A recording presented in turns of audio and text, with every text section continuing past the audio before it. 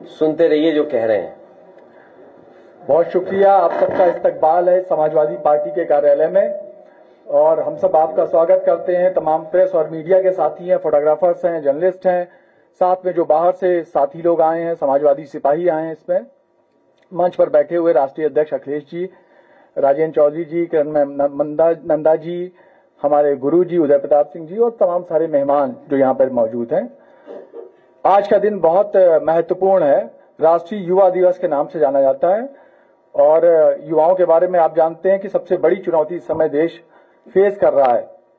जिस तरह की बेरोजगारी है, जिस तरह के सुसाइड्स हो रहे हैं, जिस तरीके की अवसाद डिप्रेशन में जा रहा है इस देश का यूथ, ऐसे में विवेकानंद जी की जयंती पर, जिसे राष्ट्रीय युवा दिवस के नाम से जाना जाता है, हम सब इकट्ठा हुए हैं।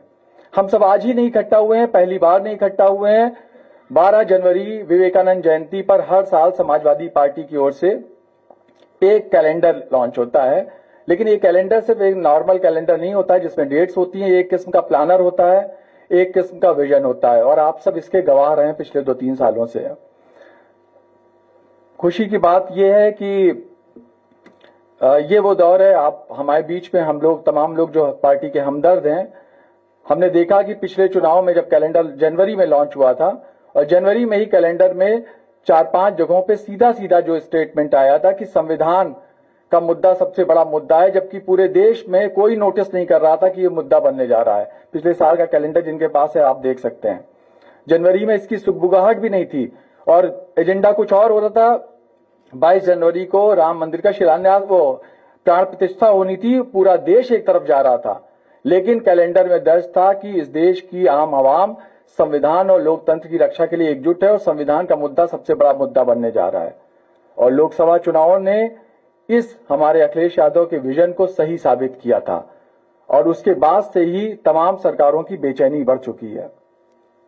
इसके पहले उस घटना के बाद एक बहुत विपक्षियों ने एक पूरा तैयारी करी और जो दलित, पिछड़ा, अल्पसंख्यक, महिलाओं की और वर्किंग क्लास की जो यूनिटी स्टैब्लिश हो रही थी, उसको डैमेज करने के लिए, उसको तोड़ने के लिए अपार पैसा इस्तेमाल हो रहा है और ताकत इस्तेमाल हो रही है, जिसके लिए इस देश को अगर दोबारा इस देश की आवाम को तोड़ना भी पड़े तो कोई चिंता नहीं है। अभी 4-5 दिन 6 दिन पहले इसी जनवरी में सावित्रीबाई फुले का जन्मदिन होता है और उस पर एक झूठा एलिगेशन लगाया गया कि अखिलेश जी ने उनको भूल गए, जबकि 2023 के कैलेंडर में वो भी यहाँ पे मौजूद है। पहले पेज पर जनवरी में सावित्रीबाई फुले और फातिमा शेख की तस्वीरों के साथ दर्ज था और अखिलेश जी ने ट्वीट भी किया था।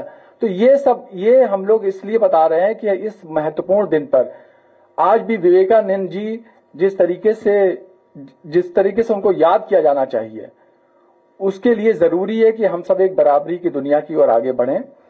विवेकानंद के कोट के साथ 12 जनवरी को हम लोग उन्हें श्रद्धांजलि देते हुए, उन्हें याद करते हुए, सिर्फ उनके कपड़ों के रंग को नहीं बल्कि उनके विचार, उनकी जीवन शैली और उनके विचारों के साथ इस कैलेंडर को लॉन्च करेंगे अभी हमारे राष्ट्रीय अध्यक्ष जी। उनके पहला कोट इसमें लिखा है कैलेंडर में, राष्ट्र का गौरव महलों में सुरक्षित नहीं रह सकता, हमें झोपड़ियों की दशा भी सुधारनी होगी। यदि गरीबों एवं शूद्रों को दीनहीन ही रखा गया तो देश और समाज का कोई कल्याण नहीं हो सकता। ये बात विवेकानंद जी ने कही थी, जो अपने आप को समाजवादी भी कहते थे।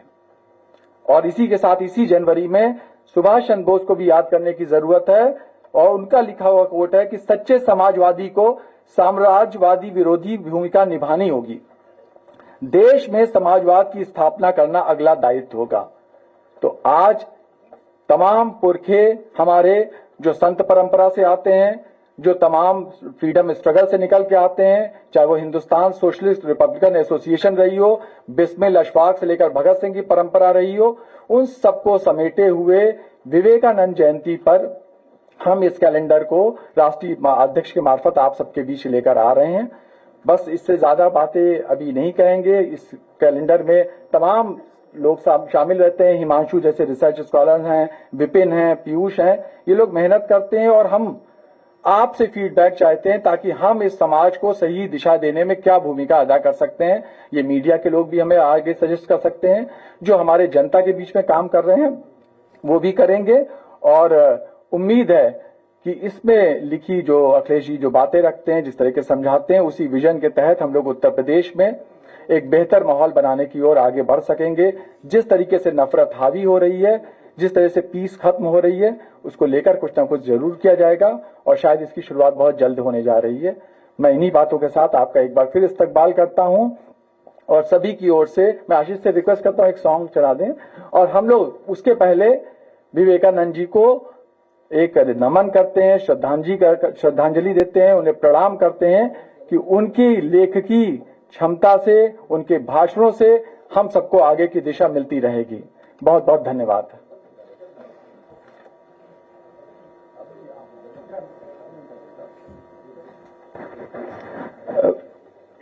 हम लोग कैलेंडर लॉन्च करते हैं, फिर गुरुजी अपनी बात रखेंगे।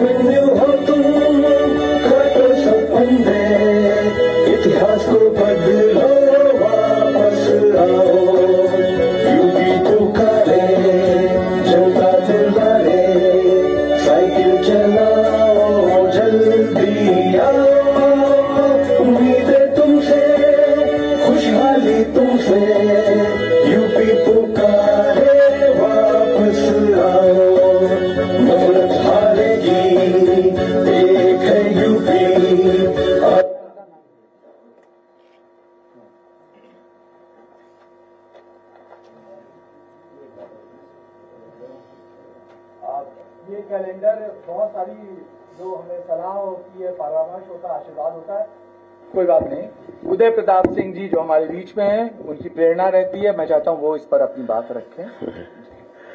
सबसे पहले तो मैं आज विवेकानंद जी का जन्मदिन है और यूथ डे के नाम से पूरे दुनिया में मनाया जाता है और उसकी सबको बधाई देता हूं।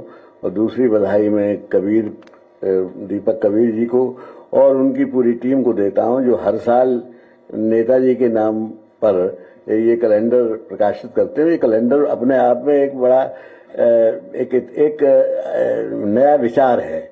इसमें क्या करते हैं कि जो भी महीने में जो महापुरुष हुए हैं, जो समाजवादी थे या जो आम आदमी की सोचते थे, उनकी बारे में उसमें बताया जाता है। मैं समझता हूं कि विवेकानंद जी, एक जगह रोला ने जो विवेकानंद जी पर किताब लिखी है, उसमें उन्होंने कहा है कि he was the great teacher of India.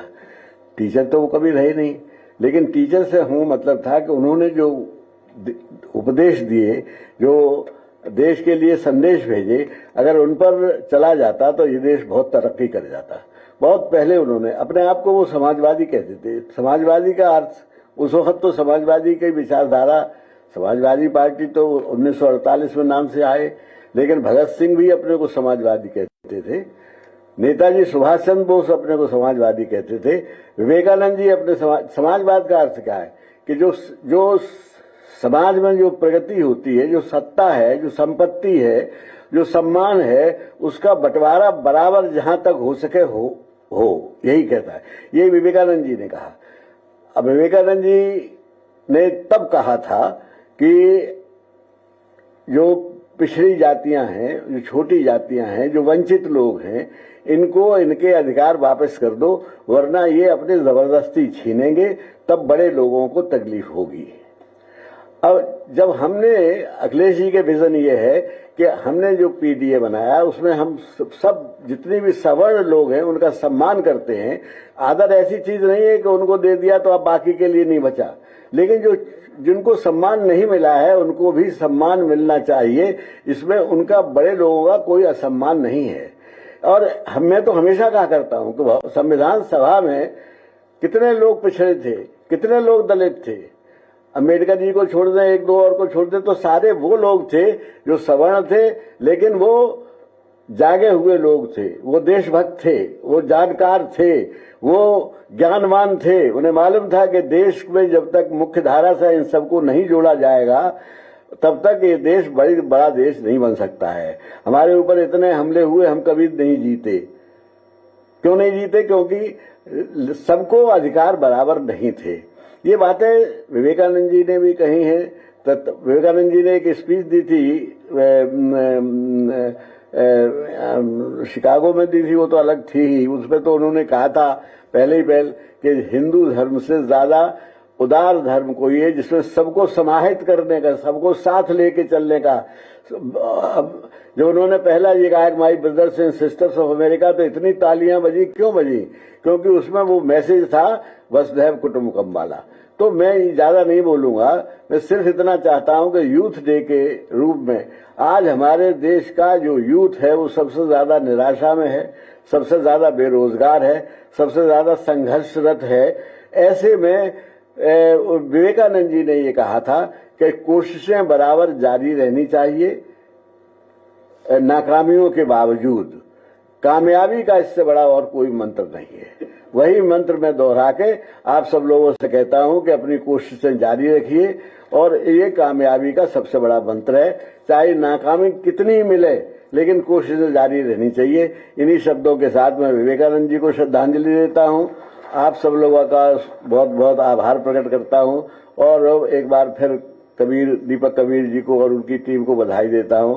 और हमारे अध्यक्ष जी को मैं इनके विजन की तारीफ करता हूं कि जो बात विवेकानंद जी ने तब कहा था वो आज उन्होंने अपने पीडीए के माध्यम से पूरे देश को संदेश देने की कष्ट किया।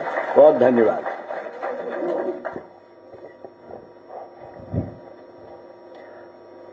मैं सबसे पहले प्रेस के साथियों का धन्यवाद देता हूं कि अभी अभी जब जानकारी दी उसके बाद भी आप सब लोग यहाँ मौजूद हैं।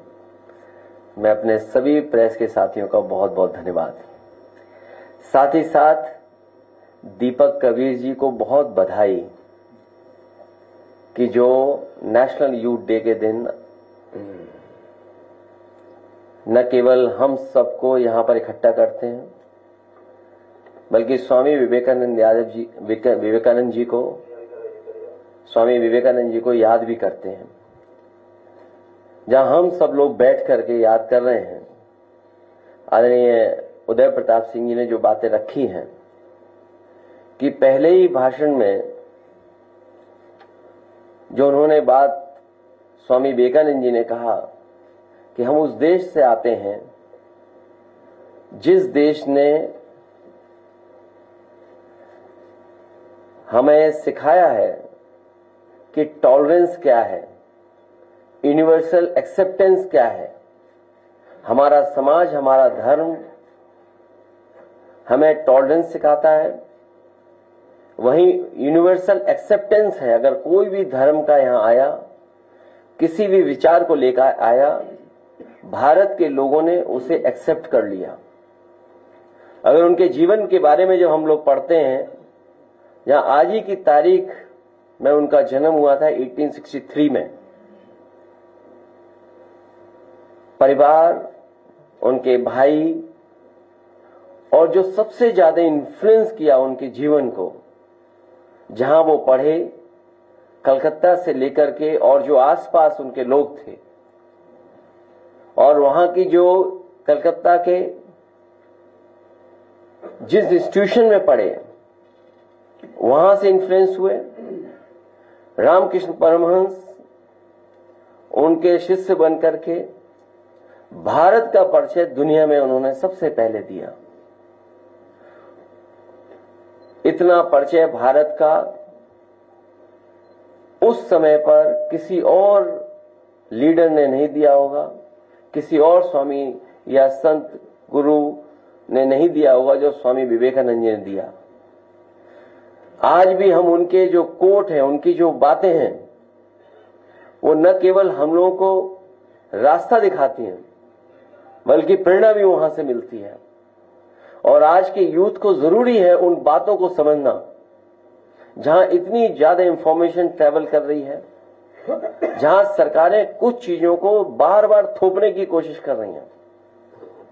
तब हम समझते हैं कि स्वामी विवेकानंद जी के बारे में जानना, उनके बारे में पढ़ना, उनकी कही हुई बातों को अपने जीवन में लागू करना, उन बातों पर चलना शायद सबसे बड़ी याद करने के लिए उनके रहेगी। यही श्रद्धांजलि होगी, उनको यही याद करने का मौका है जहां हम उनकी बातों को याद करें और उनको अमल करने का काम करें।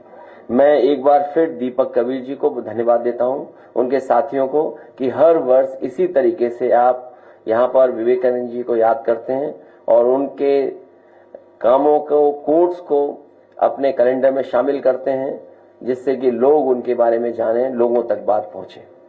ये भी इनकी 3 दिन करेंगे।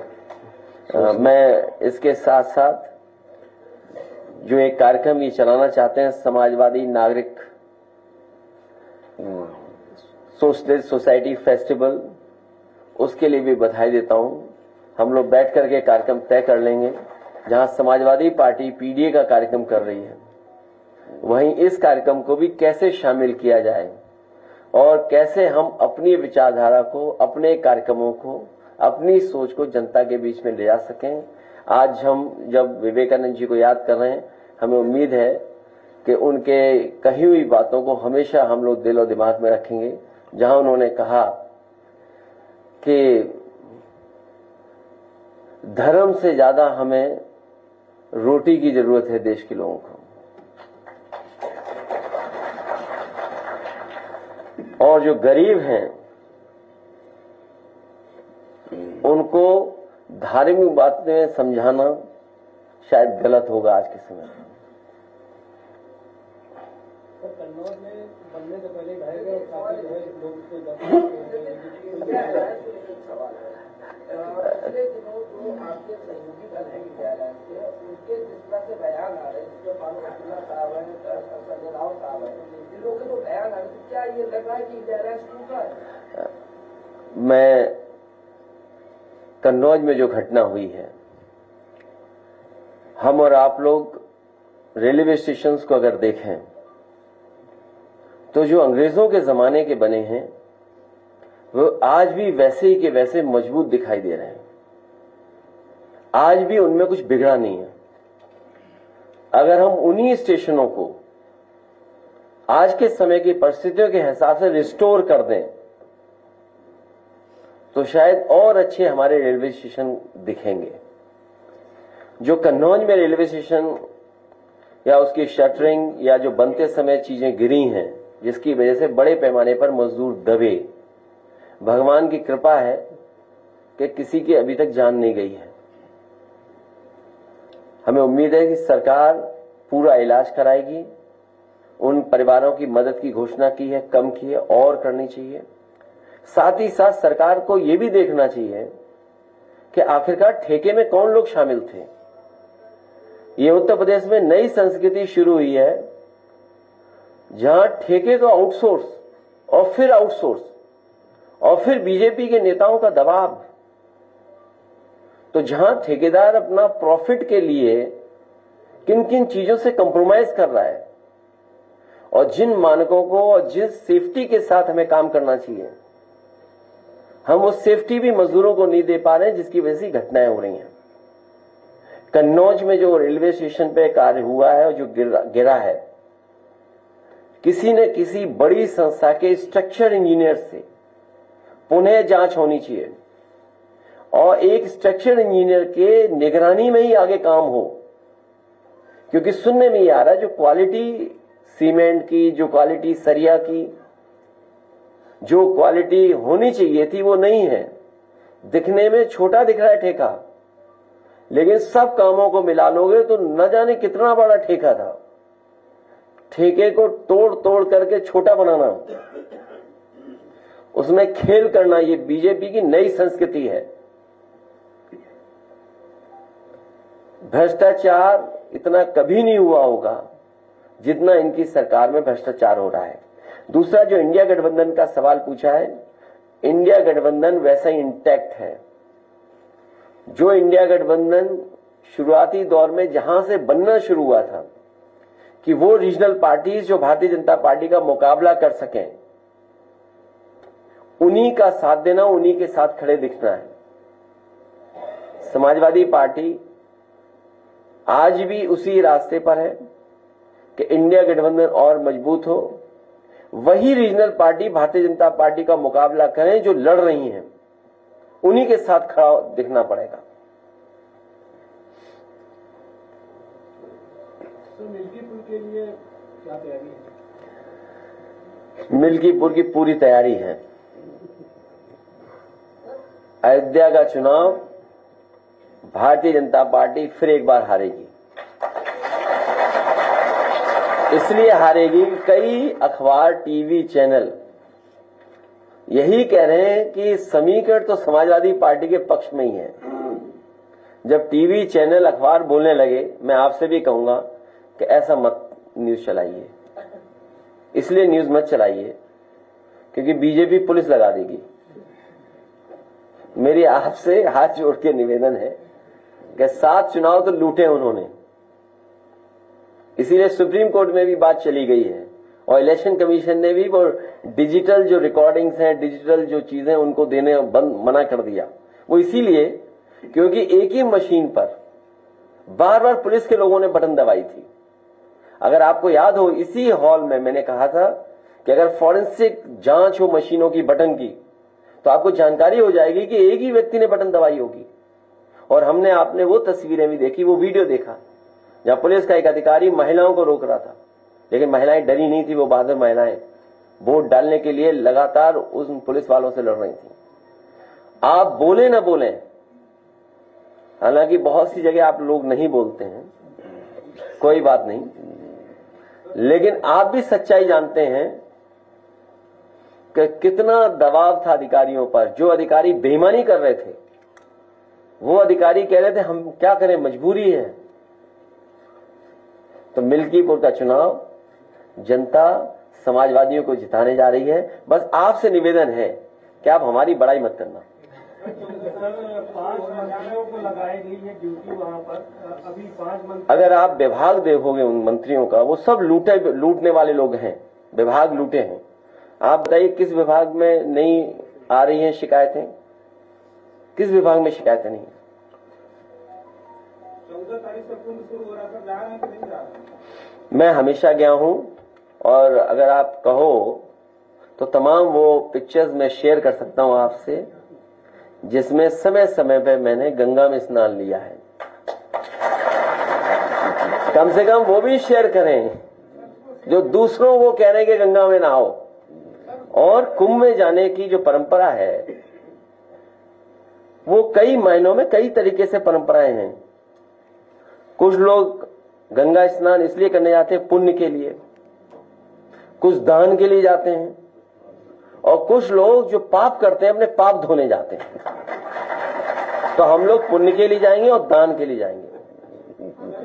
तस्वीर लगा दी गई है सर वहाँ पे, अभी लोग सर एक सवाल है, लखीमपुर खीरी में रामचंद्र मौर्य की पुलिस हिरासत में मौत हो गई, उसको लेकर के पीपी सिंह जो वहाँ के सीओ थे धोरारा है, उन पर कोई कार्रवाई नहीं, बहुत उल्टा सीधा बोला था। मुझे याद है ये घटना कुछ दिन पहले हुई है और जब मुझे वो वीडियो मिला तो मैंने वीडियो शेयर भी किया था।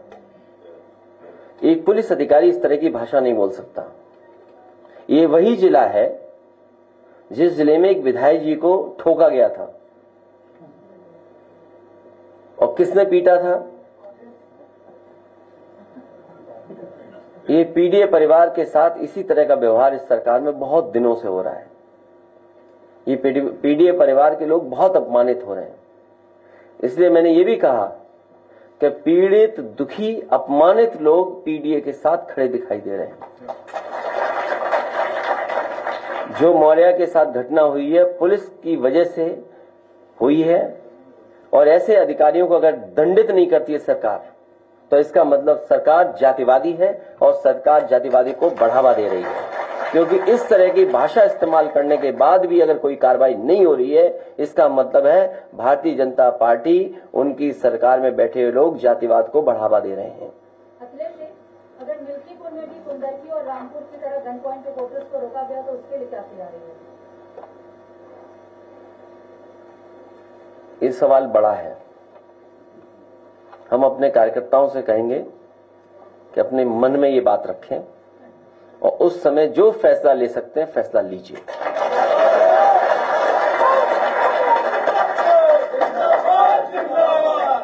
क्या मुट्ठी बांधने वाला जो आपकी घोषणा थी, इसका सही समय आ गया? क्यों विवेकानंद जी जयंती के दिन भी आज आप इधर उधर जा घूम रहे हो? स्वामी विवेकानंद जी के बारे में आप भी पढ़े, हम भी पढ़े, आप भी उनकी अच्छी बातों को माने, हम लोग भी उनकी अच्छी बातों को माने। और जो धर्म का रास्ता उन्होंने दिखाया, जो समय समय पर दुनिया में उन्होंने जिस बात को रखा, पहली बार भारत का और हमारे हेरिटेज का, हमारी रिचुअल्स का, हमारी परंपराओं का, हमारे धर्म का जो प्रचार उन्होंने किया, शायद वैसा कोई नहीं कर पाया। वेस्टर्न वर्ल्ड में हमारी आपका परिचय देने वाले स्वामी विवेकानंद जी को आज हम लोग याद करते हैं, जो उन्होंने धर्म का रास्ता बताया कि जो हमारा भारत ये है कि सबको एक्सेप्ट करता है और टॉलरेंस है उनके अंदर, हमारे लोगों के अंदर। लेकिन आज के लोगों को देखें, टॉलरेंस नाम की कोई चीज ही नहीं उनके अंदर, और एक्सेप्टेंस तो भूल जाइए, किसी चीज को एक्सेप्ट ही नहीं कर सकते। अगर कहीं कमी भी है वो भी एक्सेप्ट नहीं कर सकते। बहुत धन्यवाद हमारे प्रेस के साथियों का। अब नहीं हाँ।